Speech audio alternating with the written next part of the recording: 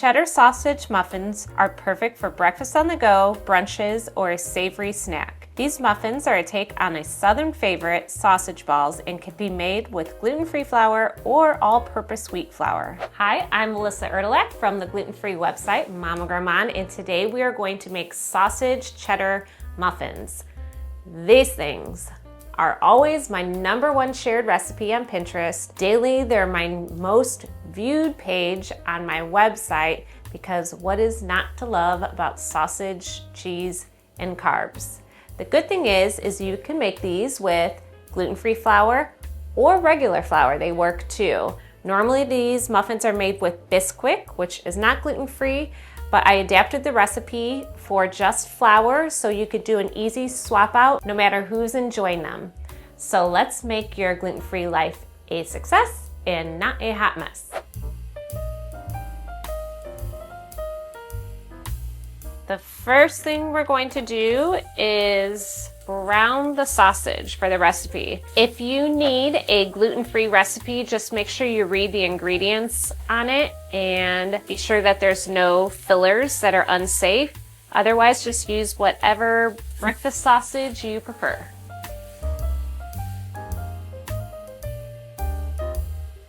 Once the sausage is all cooked through, I'm going to transfer it to a paper towel lined plate just to absorb that extra grease. We add butter later to the muffins, so I don't want to incorporate more grease than we need. So I'm just gonna move it onto here, and then all the grease will soak into the paper towels, so you just have cooked sausage left.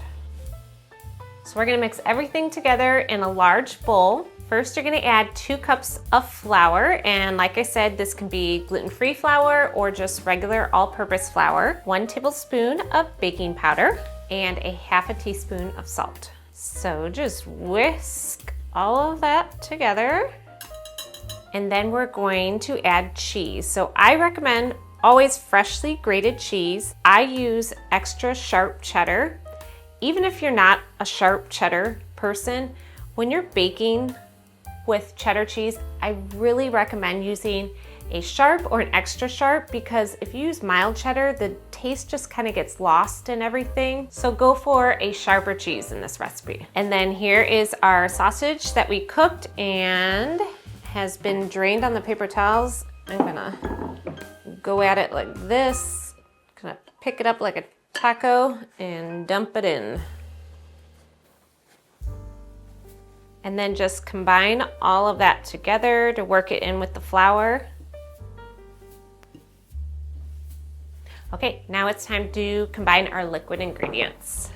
So first we're gonna add 1 cup of milk, 1 egg, and then this is a little unusual. It's a tablespoon of pure maple syrup. If you're not feeling it, you can leave it out, but I like that little hint of sweetness it adds. And then just whisk that together.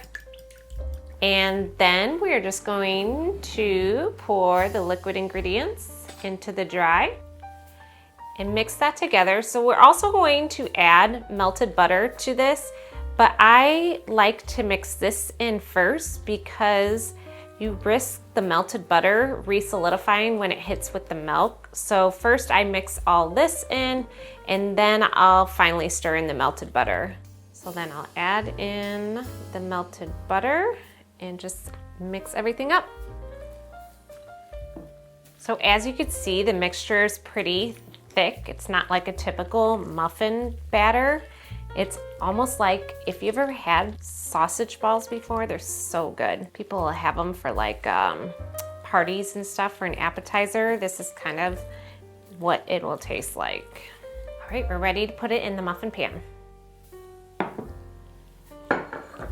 This makes 12 muffins, and instead of using paper liners, I just like to spray it with non-stick cooking spray. And when you fill these up, fill them all the way to the top of the muffin cup.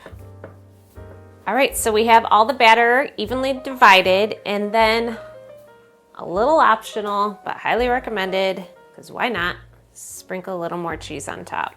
And then we will bake them in a 400 oven for about 18 to 20 minutes. The smell of these muffins are incredible right now. I mean, it is just mind-blowing. And what I was talking about before about not using a muffin cup, this is why, because look at that like crispy golden edges with the cheese. I like to do that, and if you had it in a paper cup, you would not get that. We didn't talk about all the ways you could doctor up this recipe. You can make them spicy by adding a little cayenne pepper. You can add garlic powder to it. You could use spicy breakfast sausage as well. And if you like the sweet and savory combo, you could add some fresh or frozen blueberries, chopped apples, some dried cranberries would be good. I have a lot more ideas like this on the recipe link, which is down below. And then you can also check it out for freezing and storing instructions. Thanks for watching, and I will see you in the next video.